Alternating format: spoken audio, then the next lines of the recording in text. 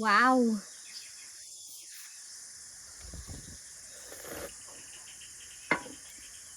लाजवाब.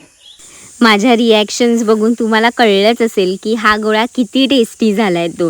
तर हा गोळा बनवलेला आहे करवंदांपासून. करवंद रानातून आणलेली आहेत, मस्त काळी भोर आणि एकदम छान लाल असलेली करवंद घेतलेली आहेत. पाण्यातून स्वच्छ धुवून घ्यायची, म्हणजे याला चीक असतो तो थोडासा निघून जाईल. आणि अशी स्वच्छ धुवून मोकळी करून घ्यायची. मोकळी करून झाल्यावरती करवंदांना कुठल्याही जाळीवर घ्या, म्हणजे पाणी निथळून जाईल. आणि आपल्याला याचा पल्प काढायचा आहे. तो तुम्ही फूड प्रोसेसरमध्ये सुद्धा हे करून घेऊ शकता, किंवा जर तुमच्याकडे अशी जाळी असेल तर जाळीवर घ्यायचं आणि पेल्याच्या मदतीने ना ह्याला असं स्मॅश करायचं, म्हणजे ज्यूस जो आहे ना तो खालती पडेल आणि बिया असतात करवंदाच्या, आणि करवंदाची जी साल असते ती वरच राहील.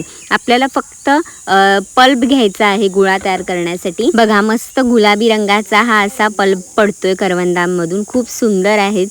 करवंद घेताना ना छान बघून घ्यायची, गोड गोड असलेली करवंद घ्यायची, आंबटवाली नका घेऊ, गोड असलेली मस्त करवंद घ्यायची.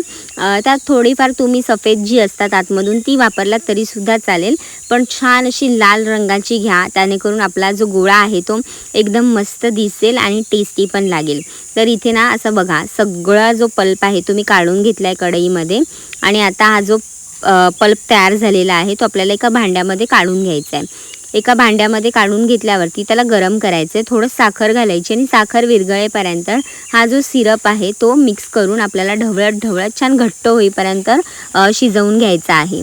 करवंदांपासून तयार झालेला हा सिरप तुम्ही कुठल्याही काचेच्या बरणीमध्ये भरून सुद्धा फ्रीजमध्ये स्टोअर करून ठेवू शकता.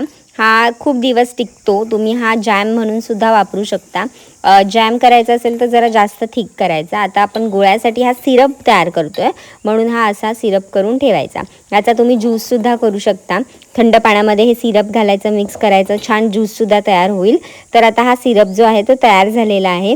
मी एका ग्लासमध्ये असा बर्फ ठेवला होता सेट व्हायला. तर बर्फ घ्यायचा आणि किसणीवरती ना असं किसून घ्यायचं. एकदम छान जोरात प्रेशर देत देत ना हा किसायचा, म्हणजे पटकन किसला जातो.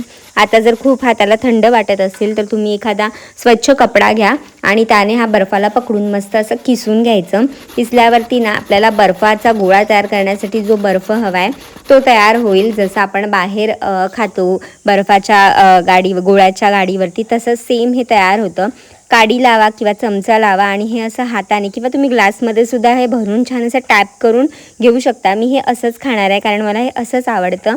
तर त्याच्यावरती तयार केलेला जो करवंदाचा सिरप आहे तो असा गोळ्यावरती ना मस्त लावून घ्यायचा. आणि चाट मसाला हवा असेल तर वरतून चाट मसाला स्प्रिंकलसुद्धा करून तुम्ही हा खाऊ शकता. एकदम मस्त लागतो. तुम्हाला माझी ही रेसिपी आवडली असेल तर लाईक करा, शेअर करा आणि सबस्क्राईब करायला विसरू नका. करवंदांपासून तुम्हीसुद्धा हा गोळा घरच्या घरी नक्की बनवून ट्राय करा आणि निरोगी खा, निरोगी राहा.